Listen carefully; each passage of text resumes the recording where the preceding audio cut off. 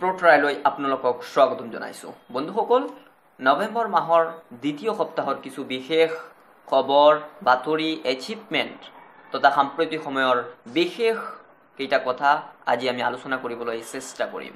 তো আহক আৰম্ভ কৰোঁ।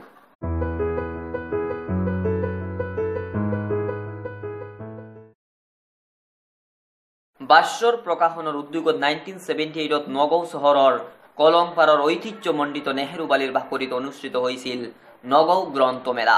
স্মৰণীয় যে নগাঁও গ্ৰন্থমেলাৰ 8 বছৰৰ পিছতহে অসম প্ৰকাশন পৰিষদৰ উদ্যোগত গুৱাহাটী গ্ৰন্থমেলা অনুষ্ঠিত হৈছিল। সেয়ে 1978 চনত অনুষ্ঠিত হোৱা নগাঁও গ্ৰন্থমেলাখনেই অসম তথা উত্তৰ পূৰ্বাঞ্চলৰ সৰ্বপ্ৰথম গ্ৰন্থমেলা বুলি নগৰীয়া ৰাইজে দাবী কৰি আহিছে। কেন্দ্ৰীয় চৰকাৰে ঘোষণা কৰিছে যে পৰ্ট ব্লেয়াৰত নেতাজী সুভাষ চন্দ্ৰ বসুৱে সৰ্বপ্ৰথম ভাৰতীয় পতাকা উৰুৱাৰ 75 বছৰ পাৰ হ'ল, সেইবাবে 75 টকীয়া মুদ্ৰা জাৰি কৰা হ'ব। উক্ত জাননী অনুসৰি 75 টকীয়া মুদ্ৰাৰ ওজন হ'ব 35 গ্ৰাম। যোৱা 9 নৱেম্বৰৰ পৰা গুৱাহাটীৰ চান্দমাৰীৰ অসম অভিযান্ত্ৰিক প্ৰতিষ্ঠানৰ খেলপথাৰত আৰম্ভ হৈছে 20 সংখ্যক উত্তৰ পূব গ্ৰন্থমেলা। গ্ৰন্থমেলাখন আনুষ্ঠানিকভাৱে উদ্বোধন কৰে ইয়েছে দৰ্জী টংচিয়ে। উল্লেখ্য যে অহা 20 নৱেম্বৰলৈকে চলি থাকিব উত্তৰ পূব গ্ৰন্থমেলা।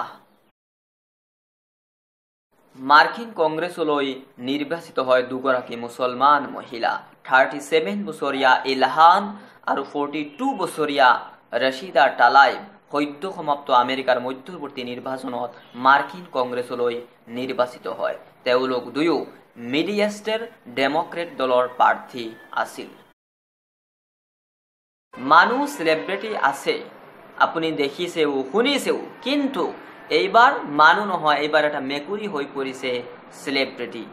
হয়, টাৰ্ডাৰ চ'চ নামৰ মেকুৰীটোৰ ইনষ্টাগ্ৰামত আছে 24 লাখ ফলোৱাৰ আৰু ফেচবুকত আছে 86 লাখ ফলোৱাৰ। ইণ্টাৰনেট জগতত জনপ্ৰিয় হৈ পৰা এই মেকুৰীটিৰ মুঠ সম্পত্তিৰ পৰিমাণ 723 কোটি টকা।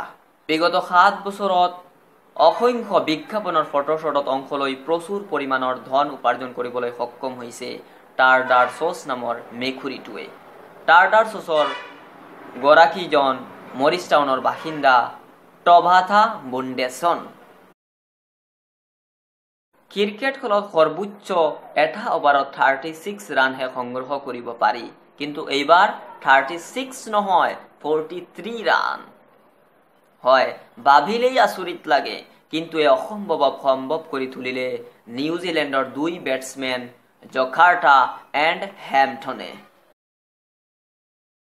2018 বৰ্ষত আমেৰিকাত ভাৰতীয় ছাত্ৰৰ সংখ্যা 5.4% বৃদ্ধি পায়। Open doors report on international educational এক্সচেঞ্জৰ প্ৰতিবেদনত প্ৰকাশ পোৱা মতে আমেৰিকাত ভাৰতীয় ছাত্ৰৰ সংখ্যা 1,96,271 লৈ বৃদ্ধি পায়। উল্লেখ্য যে 2017 চনত আমেৰিকাত ভাৰতীয় ছাত্ৰৰ সংখ্যা আছিল 1,86,000। এমনেষ্টি ইণ্টাৰনেশ্যনেলে প্ৰতিষ্ঠানটোৰ সৰ্বোচ্চ সন্মান এম্বেচেডৰ অফ কনচায়েন্স এৱাৰ্ড ম্যানমাৰৰ অসামৰিক প্ৰশাসক আং সান ছুকীৰ পৰা কাঢ়ি ল'লে। প্ৰতিষ্ঠানটোৰ মুৰব্বী কুৰ্মী নাইডুৱে ছুকীক উদ্দেশ্যি কৰি কয়, আমি ক'বলৈ বাধ্য হৈছোঁ যে আপুনি আৰু আশা, সাহস আৰু মানৱ অধিকাৰ ৰক্ষাৰ সংগ্ৰামৰ প্ৰতীক হৈ থকা নাই। এমনেষ্টি ইণ্টাৰনেশ্যনেলে আপোনাক আগবঢ়োৱা এম্বেচেডৰ অফ কনচায়েন্স এৱাৰ্ডৰ যোগ্য বুলি নাভাবে। গতিকে অত্যন্ত দুখেৰে আমি আপোনাৰ পৰা আমি আগবঢ়োৱা এই বঁটা প্ৰত্যাহাৰ কৰিলোঁ। উল্লেখ্য যে ৰোহিংগীয়া প্ৰসংগত কানাডাই যোৱা মাহত ছুকীক পূৰ্বে প্ৰদান কৰা নাগৰিকত্বও প্ৰত্যাহাৰ কৰিলে। ইয়াৰ উপৰিও কেইমাহমান পূৰ্বে ফ্ৰীডম অফ এডিনবাৰ্গ এৱাৰ্ডো কাঢ়ি লোৱা হৈছিল আং সান ছুকীৰ পৰা। অভিলেখ সৃষ্টিয়েই হয় বংগ হোৱাৰ বাবে, কিন্তু দিল্লীৰ প্ৰকাশ ঋষি নামৰ ব্যক্তিজনে গঢ়া অভিলেখ হ'ব দীৰ্ঘদিনীয়া। সন্ত্ৰাসবাদ নিৰ্মূল কৰাৰ উদ্দেশ্য লৈ সম্পূৰ্ণ শৰীৰত আঁকি লয় বিশ্বৰ সমূহ দেশৰ পতাকা আৰু পেটত অঙ্কন কৰে বিশ্বৰ মানচিত্ৰখন।